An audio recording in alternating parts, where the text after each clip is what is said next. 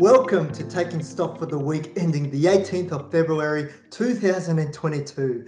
Where joining me today is our Senior Equities Analyst, Jason Yin, to stream to your thing share market. Welcome, Jason, and thanks for taking the time out of your busy schedule to share your thoughts, especially given that we are smack bang in the middle of reporting season. Thanks for having me, Kien. It's great to be here. So a reoccurring theme we've been talking about is this rising cost inflation, which has impacted the profit margins for many of our star businesses. In fact, during the week, BHP stated that it expects cost headwinds from supply bottlenecks to remain challenging for the remainder of this calendar year. But the good news is BHP indicated that these supply chain disruptions are expected to be temporary. The other key driver of inflation comes from demand, which is longer lasting and will have positive implications for long-term commodity prices. An example of this stems from BHP's positive outlook for the Chinese economy, which should recover from constraints such as electricity shortages and lending restrictions in the property sector, and that should stir demand for the year ahead. Yeah, well said, Kien. This should support commodity prices and enables large miners like BHP, Rio Tinto, and Fortescue Metals to generate excess free cash flow to pay those generous dividends for shareholders. For example, the forward gross dividend yield for BHP is in excess of 12%. The stock goes ex-dividend next week on the 24th of February. Yes, Jace, but overall, despite these cost headwinds, reporting season results have been resilient to date. About 78% of major companies that have reported have met or exceeded market expectations. This in turn has translated to upward forecast earnings revisions for the market of around 5% during the reporting season, and that's mostly driven also by financials. This can be shown with the chart on screen, where the trend in 12-month forward earnings has continued to rise from its low in November last year, as signalled by that black line. The upward trend in earnings have also lent support to the Australian share market, which has bounced about 8% from its lows in January. Yeah, interestingly, at the stock level, the star stocks that have experienced the strongest earnings upgrades over the recent months include Beacon Lighting, JB Hi-Fi, CSR, Premier, Macquarie, MAF, ArbCorp, and Sandfire. You can look at these stocks under the stock filter tool. Alternatively, they're also available under Lincoln watch lists, star growth stocks, and then sorting by EPS forecast 1 year, 3-month revisions. Now, you can also sort for the stocks with the worst earnings revisions if you want to go there, so that you can assess the active risk and decide whether or not you still want exposure to these stocks. Just to name a few, the worst include Accent Group, Ansell, and Integral Diagnostics. Thanks, Jace. A very useful tool there for many of our members. But let's turn our attention to some of our star stock highlights early in the week. One of the more innovative retailers, home appliance manufacturer and distributor, Breville Group, they released a strong first half result with sales growth of 25%. However, the company was hampered by logistical challenges, which curbed its ability to satisfy the high level of customer demand for its products. Yeah, management is attempting to arrest some of these active risks by bringing forward inventory purchasing, and this was quite evident in the latest result. We could see the company's inventory balance had actually expanded by 35% over the past 6 months. We also believe the company will push through price increases across certain products and reduce promotional spending to offset some of the ongoing inflationary pressures and protect its net profit margins of 8%. In terms of outlook, management anticipate FY22 earnings to be in line with current consensus forecasts, and this suggests earnings growth of around 17%. Earnings growth should also be supported by the company planning to enter new geographies, launch new products, and undertake further acquisitions. This was reinforced by the acquisition of Seattle-based coffee grinding company Baratza in 2020. The company is currently under review as we assess some of the underlying cash flows, which had dipped into negative territory on the back of the high inventory spend. So this may influence the company's growth status. Investors should keep an eye out for a commentary over the next couple of days. Yeah, very important there, Jace. But meanwhile, one of our long-standing star stocks is CSL, a biotech company specializing in flu vaccines and blood plasma products. We initiated coverage on CSL in 1996 at only $1.88, and it has been one of our most successful growth stories. More recently, several clients were concerned about CSL's share price fall over the past couple of months due to the active risks around the availability of blood plasma. However, these fears subsided when the company reported earnings above market expectations, thanks to a doubling of royalties and another healthy lift in flu vaccine earnings. Yeah, it was a pretty strong result. And more importantly, management confirmed that plasma collections are now back on track to pre pandemic levels. They also came out swinging at the analyst call by stating that the company is not ex growth, as suggested by the earnings drop in FY22, and that earnings would improve to historically high growth rates into the future. Now, this obviously also involves plasma volumes lifting and synergies from the Vifor acquisition begin to be realized. And moving from a positive reaction to a negative one, Australia's fastest growing superannuation platform provider and star growth stock, Netwealth. Netwealth was punished after reporting an annualized revenue growth rate of about 14%. And the reason for the weak share price reaction was due to the higher than expected operating costs, because the company is investing in staff and technology. In fact, employee headcount increased by 24%, and this led to low single-digit earnings growth for the group.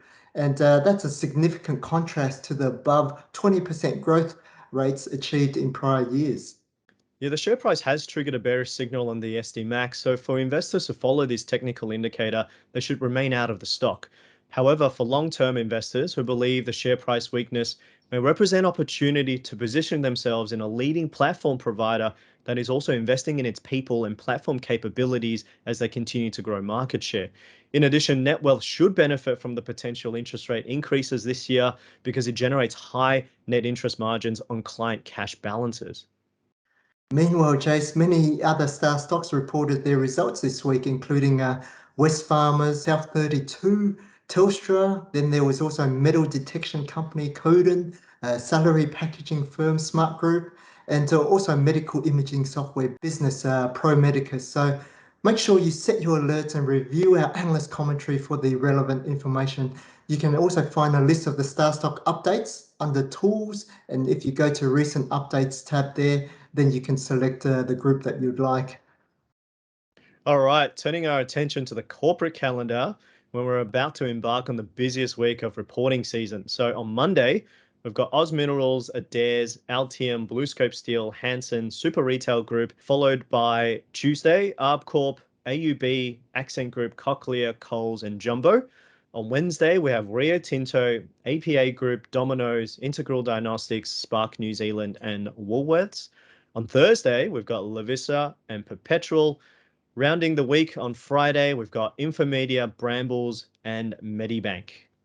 We're certainly looking forward to those late nights, Jace.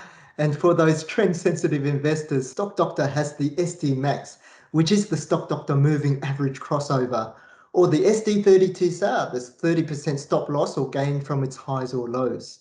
For those highly trend-sensitive investors, bearish SD Max signals were triggered on Ansell and Oz Minerals.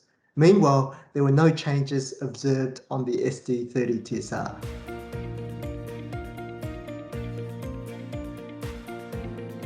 This week, we put the focus on star income stock and electronics and home goods retailer JB Hi-Fi. Unfortunately, we've had to remove the stock from our star growth stock portfolio because it is cycling off a strong COVID period where people were spending their stimulus checks and also reallocating their travel budgets. As a result, return on equity fell to 35% from 43%, well above our threshold allowance. But the company still managed to maintain its net profit margin at around 5.5%. And that's due to because even though comparable sales fell 2.5%, online sales rose 63% and now represents 23% of total sales. This compares to online sales representing only 6.5% in the first half of 2020. Yeah, thanks for that, Kien. We did keep the stock within our star income stock portfolio, even though both free cash flow and dividends are expected to decline. And that's due to the following reasons. The decline in dividends has been factored into the share price, and the gross dividend yield remains attractive at above 6%. Additionally, free cash flow remains well above dividend payments, and the payout ratio is unstretched at 65%, and this allows for reinvestment. We also believe the forecast dividend is sustainable on the back of the company's significant cash balance of $263 million. Yeah, that cash balance looks high, but it looks like JB Hi-Fi is expected to utilize that cash for a share buyback. So the key question for investors now is, why did JB Hi-Fi lower its dividend only to conduct a 250 million share buyback? Yeah, good question, Kien. The board decided that it was the most value-enhancing way to distribute the surplus capital and franking credits. So, for example, there are currently $99 million in franking credits on the balance sheet. Also, the reduction in number of shares should improve ROE, EPS, and DPS in the future, and this supports or will support the dividend profile over the longer term. So, JC, it looks like a case of short-term pain for long-term gain.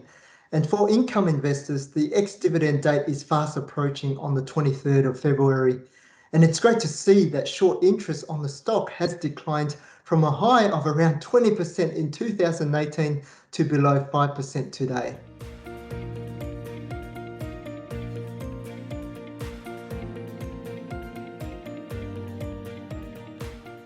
Star stock changes tend to occur the most during the reporting season. So a useful question this week is, what should investors do when a star stock is removed from coverage? Well, it is recommended that clients read all the commentary that comes out from the research team and understand the active risks.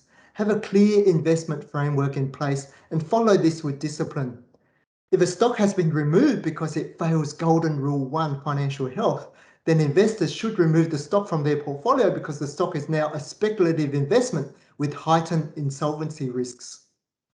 Those who wish to replicate the star stock performance can follow the star stock in and out rebalance strategy systematically and exit their positions. However, if you do prefer some control over your portfolio decisions, then you'll need to reevaluate the active risks and golden rules according to your risk tolerance and investment objectives.